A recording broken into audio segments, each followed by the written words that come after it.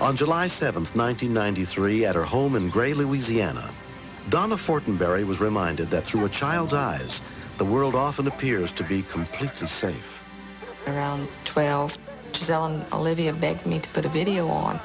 They sat down and started to watch it for about 15 or 20 minutes, and then they hopped up and said, let's go outside.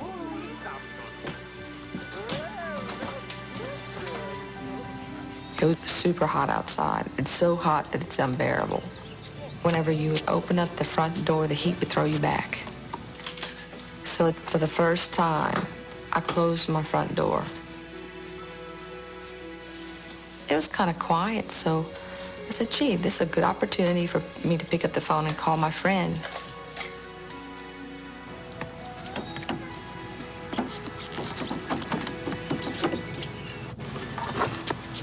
Giselle and Olivia, they both happy kids. Always busy, always into things, always curious about what's going on, what makes things tick. 13-year-old Travis Malbrough lived a few doors away.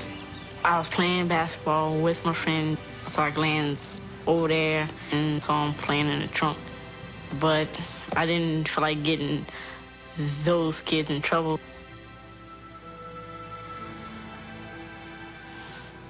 Okay. And we were talking for a little while, and it felt really strange that I hadn't been interrupted yet by the girls. Giselle! Olivia! I started to call for them. Giselle! Olivia! And I didn't hear any response. Olivia! I said, well, maybe they're trying to play a bad joke on me by just not answering, and maybe they're in the backyard. And there was no one. Giselle! And I thought to myself, I said, this is not good. Olivia! And I was trying to keep a grip on myself from panicking. Donna called her neighbor Debbie Daigle for help. Donna called. Go over there and sit with the baby, because you can't find the girls. Travis, you seen the two girls? I was saw them playing in the trunk. In the trunk?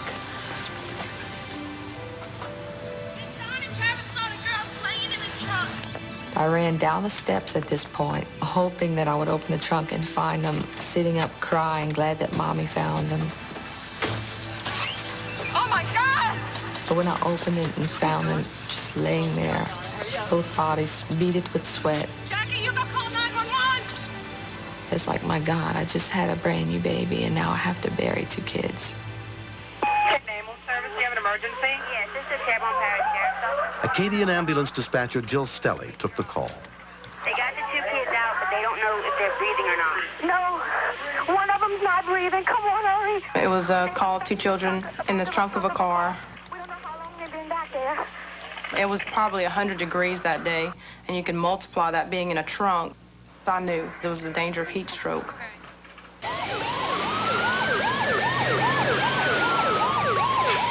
Jackie, Yeah? what I need you to do, go see if they are breathing and come back to the phone. All right. He wants to know if they're breathing. They're breathing. Okay, they are breathing, both of them? All right, hold on. The mom wants to talk to you. What do I need to do? Man, where are the children right now? On my bed. Okay, are they like real hot? Yeah. Okay, you need to try and cool them off. How? Either with like some rags, some cold rags. I'm doing that. Major concerns were to keep them breathing and keep their heart going until the medics got there, and also to try to cool them off as much as we could. It's called climbing the trunk. Does anybody know how long they've been there? Huh? I don't know. Okay. I don't know. Are either one of them awake? No. Both, they're both unconscious. Oh, God. Okay, lay them both on their backs, okay? On their back. Yeah, on their back. And tilt their heads back a little bit just to help them breathe. Okay. Oh, dear God. Oh, And they wasn't waking up. dear God. Oh, dear God. That got me pretty scared, you know, because I couldn't see them girls dying in the front of me. The sheriff's deputy is here. Okay. Oh, Jesus' name. Oh. What Okay, Donna.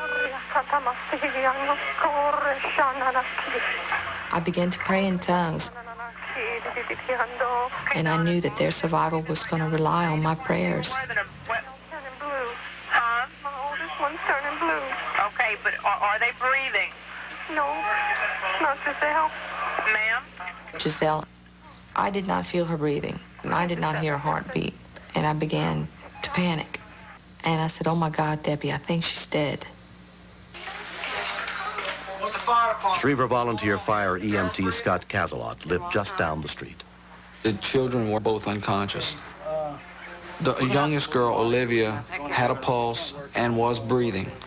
Giselle was not breathing. Somebody grab the other one. She didn't have much time.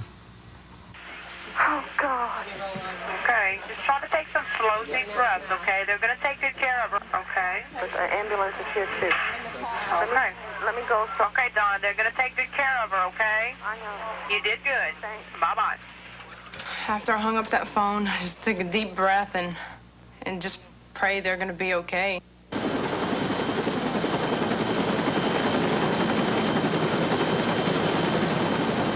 Three-year-old Olivia and 5-year-old Giselle were taken by AirMed helicopter to Terrebonne General Medical Center, where their father, Johnny Lee Fortenberry, met up with his family.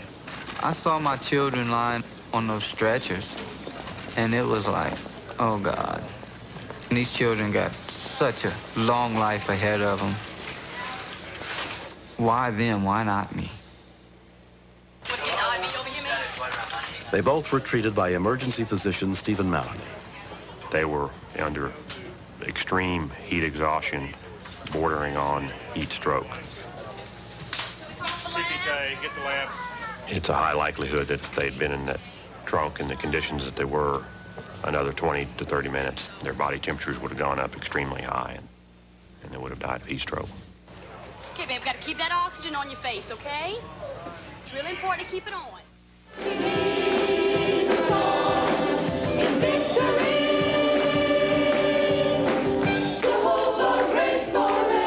Olivia and Giselle were released from the hospital the next day without any permanent injuries. Since this has happened, I realized the danger of not locking the car. I never thought that they would have ever gotten in the trunk. That was one place that I would have never, ever looked for them. I just wasn't on my toes enough. You're going a little bit faster. Slow down a little bit. Giselle closed the trunk, and now it's scary.